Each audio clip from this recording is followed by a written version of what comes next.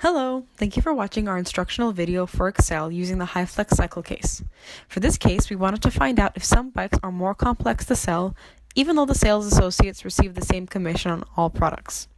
We will take a closer look at the financial metric and calculate which products have the highest margin for the retailer. This video is brought to you by Carolina, Stephanie, Saida, and Karine. In this workbook, we have a total of 10 sheets, but this video will be focusing on the first 3. Let's jump right into the financial metrics. As we can see here, there are 4 major brands that the retailer is selling: Giant, Raleigh, Rocky Mountain, and Specialized. From a quick glance, we can see that Giant and Raleigh are the top 2 performers in sales. Raleigh coming in first at 1.7 million, Giant coming in second at just over $1 million, followed by Specialized and Rocky Mountain in fourth. Even though it looks like Raleigh has higher sales with 1.7 million, let's not discount the fact that Giant also has $1 million in sales. Shortly, we'll find out who's the one that's actually more profitable. Let's start with the sales units percentage. To make this calculation, it's actually very simple. You select the sales units of each brand and you divide it by the grand total. This will give you that total percentage. In order to make this calculation, you put an equal sign, you select the cell with the figure that you want to take, and you divide that by the grand total.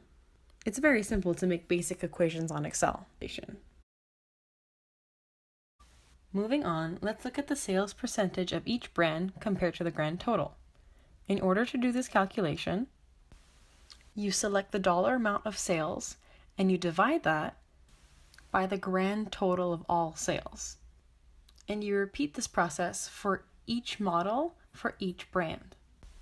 Here we see that Raleigh's total sales percentage is higher than Giant's, but that doesn't mean that they are more profitable. This column compares the profit margin of each brand compared to the other brands.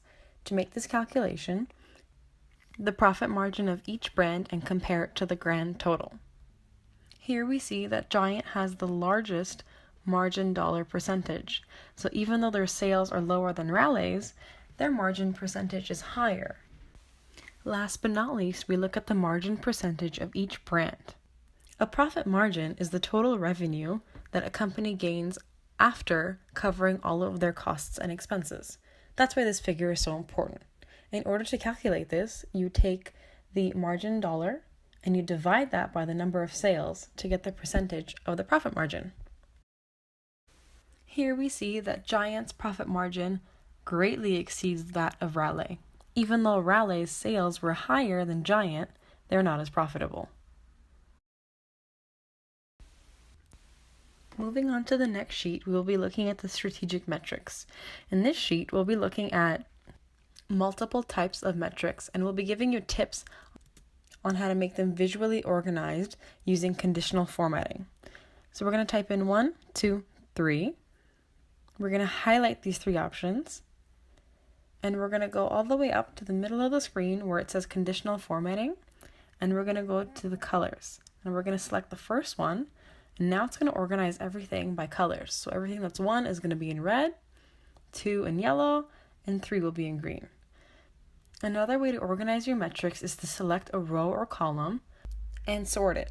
To do so, you go to the top right corner where it says Sort and Filter, you highlight whatever you need, and then it'll organize it.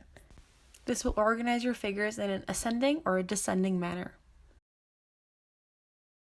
Let's move on to our final sheet with the pivot tables. Pivot tables are a great tool to use when you have a lot of figures and a lot of metrics to put all in one place. This is a great tool to stay organized and divide everything in the different brands and the different model numbers and total sales. Why don't we start with some simple Excel tips? We can see here that the value margins are displayed properly with the dollar signs and decimal places. If we take a look at the sales, we can see that it doesn't look the same, but we can easily fix that.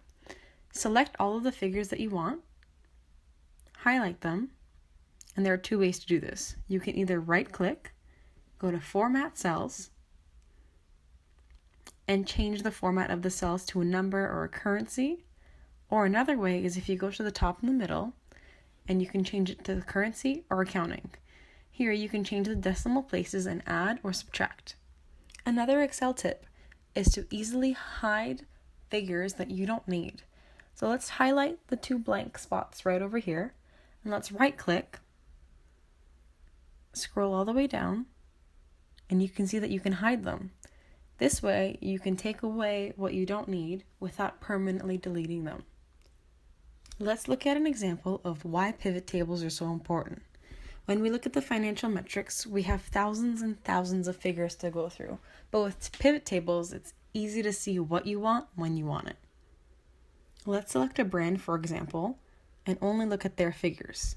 That's one way to use it, and then you can go even further and look at the dates of the sales. So let's say we only want to select anything that was sold in February of 2014. We can see that too. Let's take this one step further and look at only one model sold in February 2014 for one brand. See how this organizes everything? It doesn't actually delete anything or permanently take it away, it just organizes it so it's in a better place. Let's make a pivot table. We'll be using the employee rank to make a pivot table.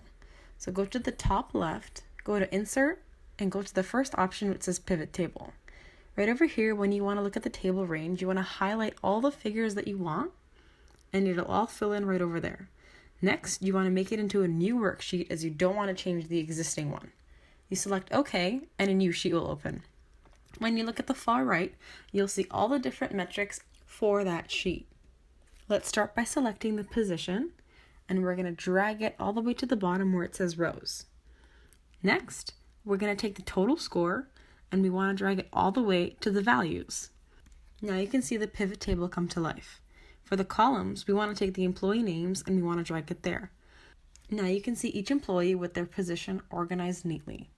You can select which ones you want to see, and it'll shorten it for you. What if we wanted to change the pivot table altogether? Well, that's really easy. Let's take the employee names and drag it to the rows. Now you can see in an organized fashion all the names of the sales associates in one specific section. You can collapse the categories or select which ones you want to see all together. Keep in mind, none of this is permanent. You can always reopen them whenever you'd like. Now let's save this sheet. So let's go down to the name.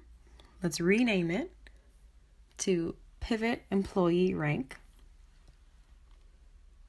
and press enter. Let's say I want to move this. So you can right click on the sheet, go to move or copy, and select where you want to put it. So I want to put this right after the employee rank, right before the employee chart, and press OK. Now you see, it moved right over there. As a final tip, let's use the employee chart to learn how to print on Excel. So you can go to File and scroll down to Print, and you can see that there are lots of pages to print just for that one sheet. Well, we can organize this to make it all in one. You go to the scaling and select Fit Sheet on one page. Then you can change the portrait orientation. You can print your active sheet, or you can print the entire worksheet if you wanted to.